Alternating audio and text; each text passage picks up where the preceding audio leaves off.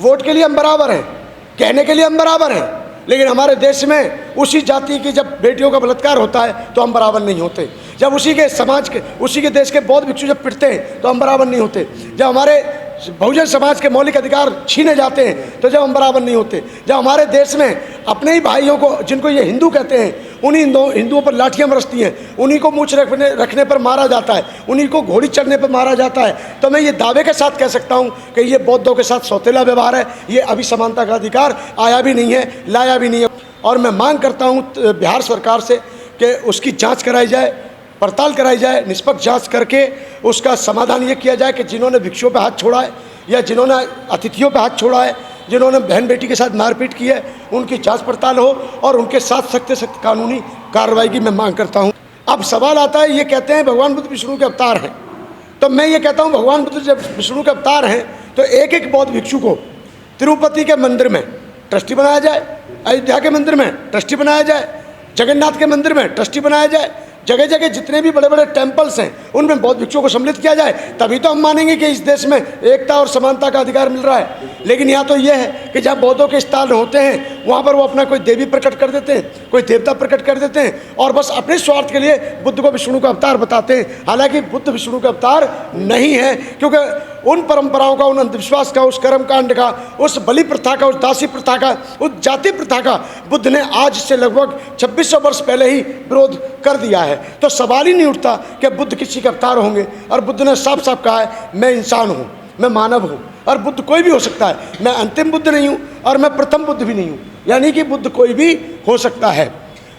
तो इस लड़ाई को लेकर के हम बहुत दिनों से चल रहे हैं। 2005 25 फरवरी को कार्यक्रम हुआ, बड़ा कार्यक्रम हुआ। जो वर्तमान में इस समय सीजेआई साहब हैं, इनके पूज्य पिताजी हमारे आदरणीय उपासक RS गवई साहब उस कार्यक्रम में मौजूद थे, जोगिंदर कवाड़े जी मौजूद थे, उसमें AR जोशी जी मौजूद थे, उमेश सिंह गौतम, मतलब सब पूरे संगठन दिल्ली के मौजूद थे। और बड़े पैमाने पर 25 फरवरी 2005 को बड़ा कार्यक्रम किया और पूरी व्यवस्था, भोजन पानी से लेकर के सारी व्यवस्था हमारे ही द्वारा की गई थी।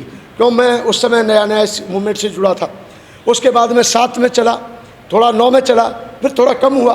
2015 में 25, 26, 27 अप्रैल 2015 को बहुत भव्य विकराल रूप में आंदोलन हुआ, सफल हुआ।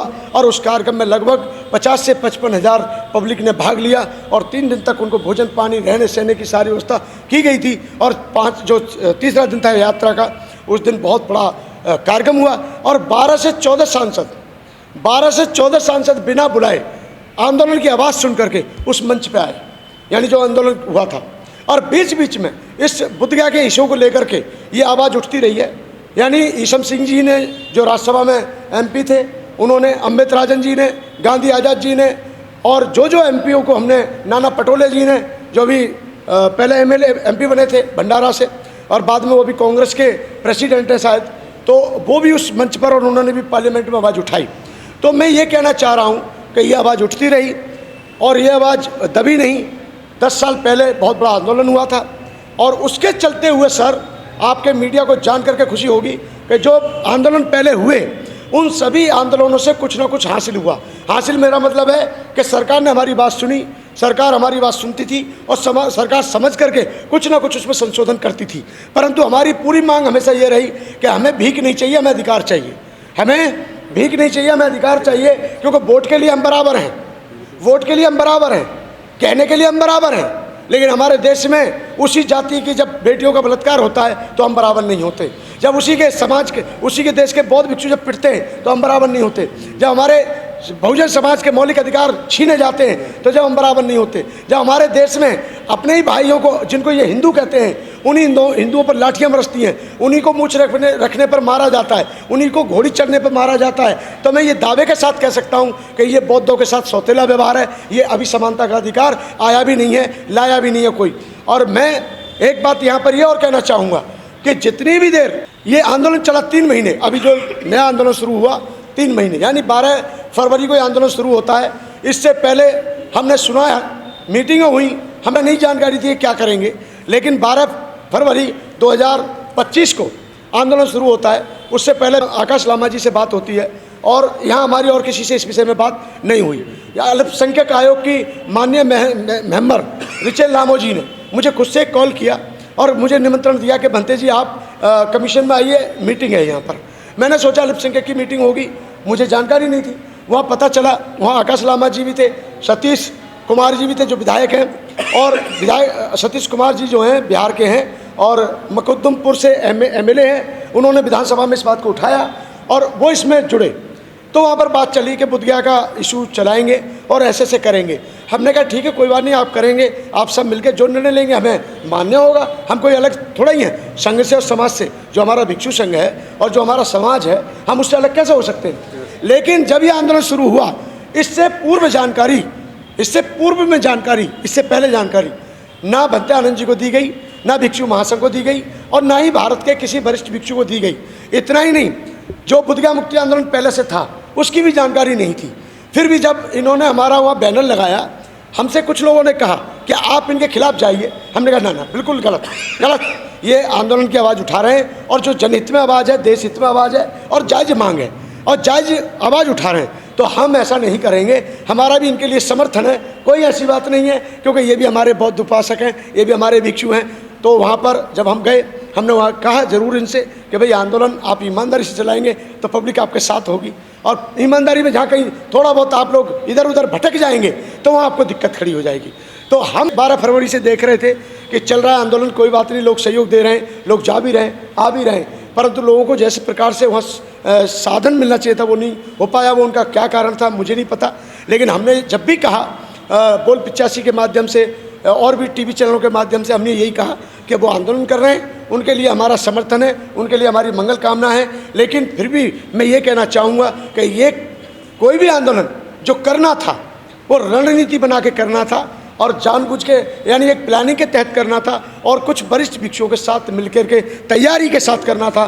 क्योंकि आंदोलन कोई हंसी मजाक नहीं है। हमारा समाज वैसे भी गरीब है, वैसे भी मजदूर है, वो अपने दम पर, अपने बलबूते पर, अपनी महत्वपूर्ण कमाई में से, अपनी कमाई में से अपने बच्चों का पेट काट करके वो दान देता है, दक्षिणा देता है, इसलिए कि ये कार्यक्रम चले, दान देता है कार्यक्रम को सफल बनाने के लिए। लेकिन जब इस प्रकार की कोई भ्रांति पैदा होती है तो समाज में माहौल गलत पैदा होता है। तो मैंने यही कहना चाहता हूँ, 2025 में 12 फरवरी से आंदोलन शुरू हुआ और 12 मई को ये ख़त्म होता है। लेकिन इससे पहले एक दिन आपस में मनमुटाव होता है और मनमुटाव के साथ साथ इनमें आपस में बहुत सारी चीज़ें होती हैं। हमारे सामने सब बातें आती हैं। 12 लाख की घोषणा की गई। हमसे गया में इतना ज़रूर पूछा गया, क्योंकि मैं वहाँ पर मन संचालन करता हूँ और मैं अखिल भारतीय भिक्षु महासंघ का महासचिव होने के नाते मेरा कर्तव्य बनता है कि जो भी पंडाल में आए या बुद्ध जयंती में आए या जो भी बौद्ध अनुयायी या उपासक या भिक्षु मुझसे मिलेगा और उसकी जो भी समस्या है, जितना मेरे से हो सकता है मैं उसको दूर करने का प्रयास करता हूं और करना भी चाहिए। तो 12 मई को बुद्ध पूर्णिमा के उपलक्ष्य में बहुत से लोग काल चक्कर मैदान में आए जगह जगह से, और मुझसे उन्होंने पूछा कि 12 लाख लोग कहाँ आएंगे, 12 लाख लोग कहाँ रुकेंगे, 12 लोगों की व्यवस्था क्या है, 12 लाख लोग क्या खाएंगे। मैंने उनसे एक ही बात की, देखिए मैंने 12 लाख लोगों को आमंत्रित नहीं किया है। जो बुद्ध पूर्णिमा में भाग लेने आते हैं, जो बुद्ध जयंती में आमंत्रित हैं, वो आए, और जो आंदोलन में भी आए हैं, अगर वो पंडाल में आते हैं और वो बुद्ध जयंती में आनंद लेना चाहते हैं तो वो भी आ सकते हैं, उनका स्वागत है, क्योंकि वो भी हमारे बौद्ध उपासक हैं, बौद्ध अनुयायी हैं। और जो भी हमारे आंदोलन में आए हुए, जो भी हमारी जयंती में आए हुए हैं, यदि वो बाद में अपनी हाजिरी दर्ज कराने के लिए या बहुमत सिद्ध करने के लिए, समर्थन देने के लिए जो भी लोग बुद्धगया के आंदोलन में जाना चाहते हैं वो भी जा सकते हैं, उन पर भी हमारा किसी प्रकार का कोई प्रतिबंध नहीं है। तो वहाँ पर ये देखने को मिला।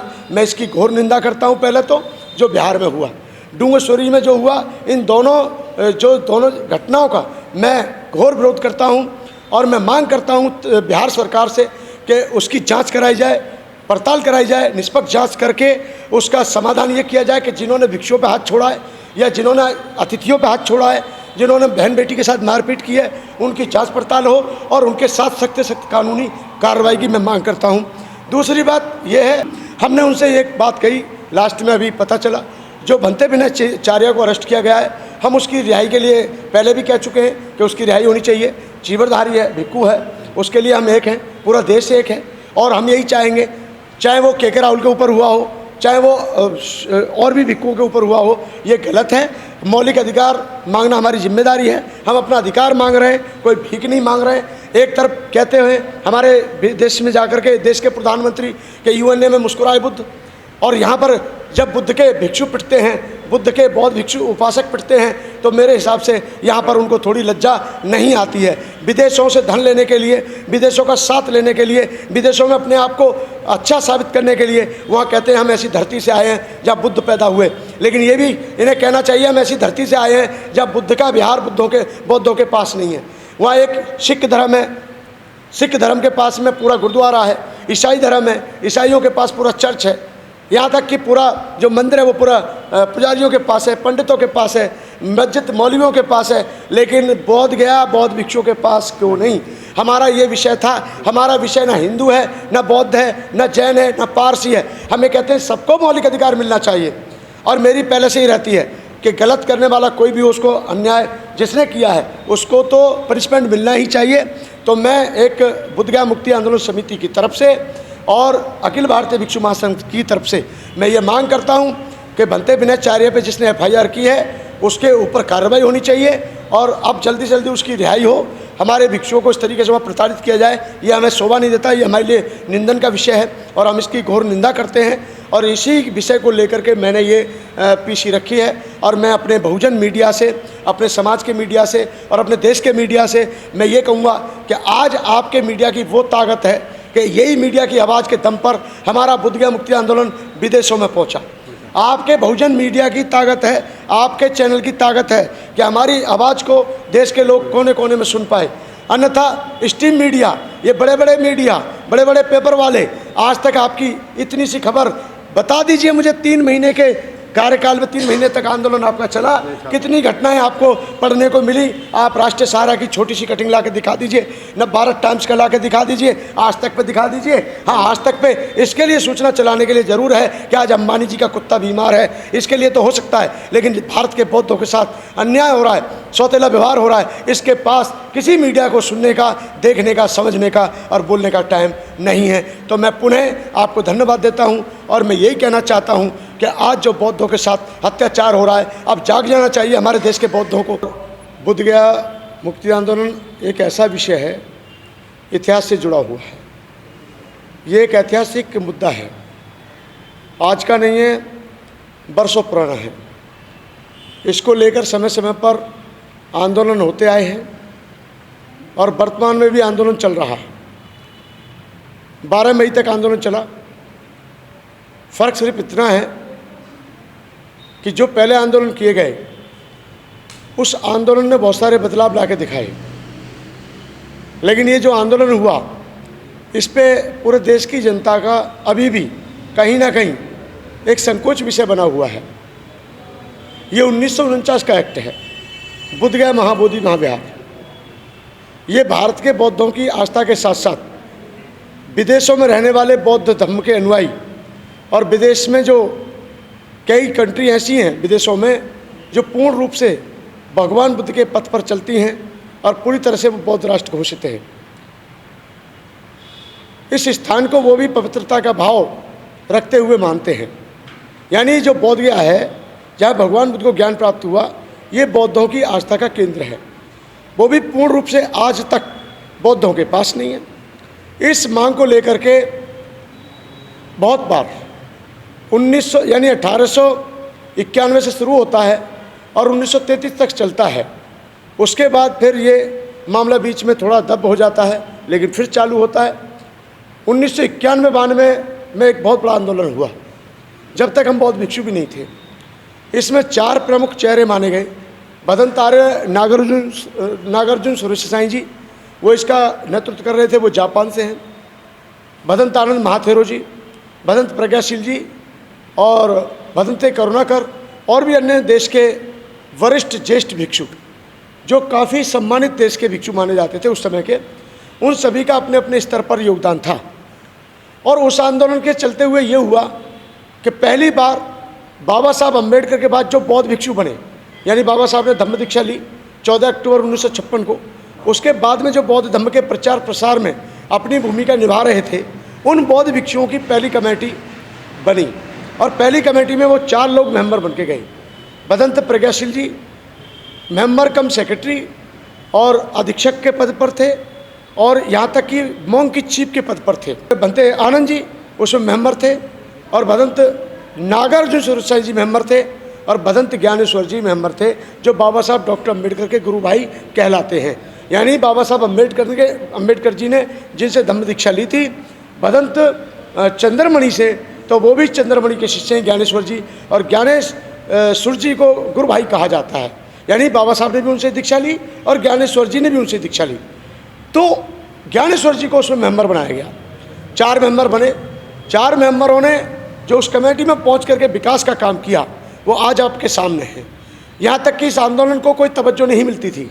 इस आंदोलन के लिए जो लोग जाते थे दूर दूर, धक्का मुक्की खा करके, यातना झेल करके इस आंदोलन को सफल बनाने में जो बौद्ध अनुयायी महाराष्ट्र, गुजरात, पंजाब, हरियाणा, जहाँ से भी पूरे देश के राज्यों के कोने कोने से जो लोग जाते थे, उन्हें बहुत सारी यात्राएं दी जाती थी, ट्रेनों में से धक्के मारे जाते थे। ये आंदोलन में जब वो बैठते थे तो पानी तक बंद कर देते थे, यानी राशन पानी की दुकानें बंद कर देते थे। ये बिहार की स्थिति बता रहा हूँ, बोध गया की स्थिति बता रहा हूँ।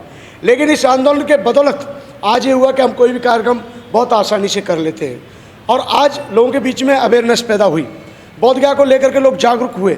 और बोध गया की लड़ाई जब बीच बीच में चलती रही, वहीं पर कहीं ना कहीं बोध गया की लड़ाई थमती रही, लेकिन बंद नहीं होने दी। जैसे किसी को हम दीपक को जलाने के लिए हम तेल डालते रहते हैं या घी डालते रहते हैं, लेकिन वो जलता रहता है, पर कभी कभी बुझ जाता है, फिर कभी कभी जलता है। इस प्रकार से ये चलता रहा और बीच बीच में थोड़ा सा शांत होता रहा। लेकिन 2005 में 25 फरवरी को फिर से शुरुआत की गई और इनकी जो कमेटी चली थी वो चली थी 96 से लेकर के 2002 तक, और 6 साल में इन्होंने जो हो सकता था इस कमेटी ने बहुत काम अच्छे किए जनहित को लेकर के। बोध गया में जो विकास हुआ, पहले जो पदाधिकारी थे उनके खिलाफ जांच करवाई, जिन्होंने दान का दुरुपयोग किया था उनको जेल पहुंचाने का काम किया। वहाँ पर क्या था, एक सेक्रेटरी बना आ रहा है तो बहुत दिनों से ही बना आ रहा है, आरपी सिंह वहाँ के 27 साल ठाकुर समुदाय से आते हैं, वो 27 साल से सेक्रेटरी थे। कालीचरण यादव वहाँ 3-4 टर्म तक सेक्रेटरी रहे। तो हमारी ये मांग थी कि जब यह बुद्ध का ज्ञान प्राप्त हुआ है, यह बौद्ध स्थान है, विदेशी बौद्धों के साथ साथ भारत के साथ साथ विश्व में जितने भी बौद्ध हैं सबकी आस्था का केंद्र है, ये पूरी तरह से बौद्धों को सौंपा जाए। अब इस एक्ट की हम लड़ाई पहले से लड़ रहे हैं। 1949 का जो एक्ट है वो ये है कि 4 हिंदू 4 बौद्ध। पहली बात तो बौद्धों के साथ में सौतेला व्यवहार हो रहा है। जब बौद्धों के बीच में हिंदुओं का क्या काम,